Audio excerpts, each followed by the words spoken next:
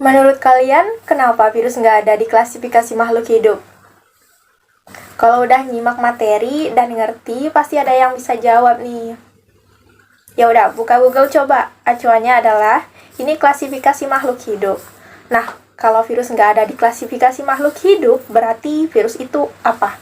Ibu kasih kesempatan berpikir, siapa yang ingin coba jawab? Salah benar nggak masalah, Ibu kasih nilai plus untuk rasa percaya diri kalian. Saya, Bu. Silahkan. Dari keseluruhan genom tersebut, tidak ditemukan pengelompokan untuk virus karena virus tidak menunjukkan ciri-ciri hidup. Misalnya melakukan respirasi, membutuhkan nutrisi, dan melakukan perkembangbiakan. Oke, nomor absen berapa? Absen 5, Bu. Ya, dapat jawabannya dari web yang mana? Di webnya Ruang Guru, Bu. Bagus, tapi sayangnya Ibu kurang puas sama jawabannya. Ada yang ingin coba jawab lagi? Saya mau coba, Bu. Silahkan. Baik, Bu, di webnya Brian Lee bilang karena virus merupakan metaorganisme, yaitu organisme peralihan antara benda mati dan benda hidup. Terima kasih atas jawabannya. Nomor absen berapa? Nomor absen 1, Bu. Ada lagi yang ingin jawab? Ibu kasih kesempatan berpikir lagi nih. Nggak ada ya? Seharusnya kalian itu nggak boleh terlalu berpatokan pada Google. Coba cari jawabannya. Pakai kata-kata sendiri buat terjemahin maksudnya. Coba deh nomor absen 1. Apa yang dimaksud sama jawaban yang kamu baca tadi? Baik, Bu. Virus itu metaorganisme karena dia adalah benda hidup, seperti benda hidup dan juga benda mati. Benda hidup karena dia bisa bereproduksi dan benda mati karena dia bisa dikristalkan. Nah, jadi apa kaitannya jawaban bahwa virus merupakan peralihan benda mati dan benda hidup sama pertanyaan Ibu tadi, mengapa virus nggak ada di klasifikasi makhluk hidup? Apa ya? Yuk, coba minta bantuan ke temanmu. Yang lain coba dibantu temannya menjelaskan. Ibu kasih nilai plus juga nih, lumayan kan? Saya, Bu. Ya, silakan. Karena dia peralihan antara mati dan hidup, maka dia diklasifikasikan bukan sebagai makhluk hidup. Jadi dia nggak cocok buat di sana. Karena klasifikasinya cuma buat makhluk hidup aja kan? Iya, tepat. Kata kuncinya itu udah jelas di sini ya. Terima kasih jawabannya. Nomor absen 5 kan? Iya, Bu.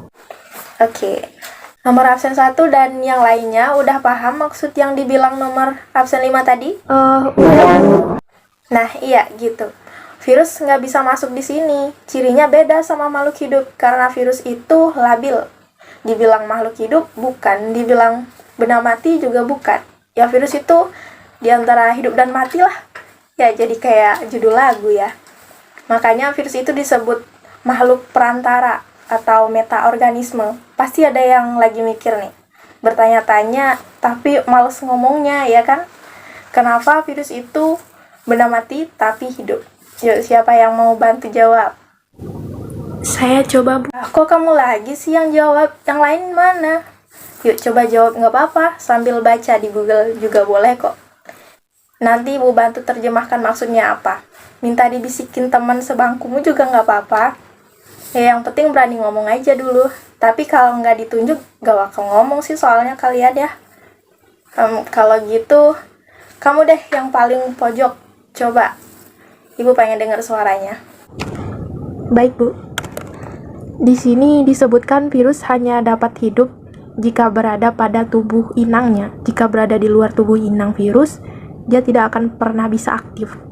Oke. Inang itu maksudnya apa? Apa ya? Saya ngerti tapi susah jelasinnya, Bu. Mungkin inang itu seperti tempat hidupnya organisme lain. Dia menempel supaya bisa hidup. Nah, iya, bener. Ibarat penumpang, virus COVID-19 itu misalnya numpang hidup ke manusia, biar dia bisa hidup terus. Karena kalau tanpa manusia atau tanpa inangnya, dia bisa mati, jadi kristal. Tapi mengkristalnya, kalau nempel ke orang lain lagi, di inang, dia bisa hidup lagi. Vaksin itu nggak dipakai buat bunuh virus sebenarnya, melainkan hanya melemahkan saja hingga imun tubuh kita dapat mendeteksi dan kebal sama virus tersebut.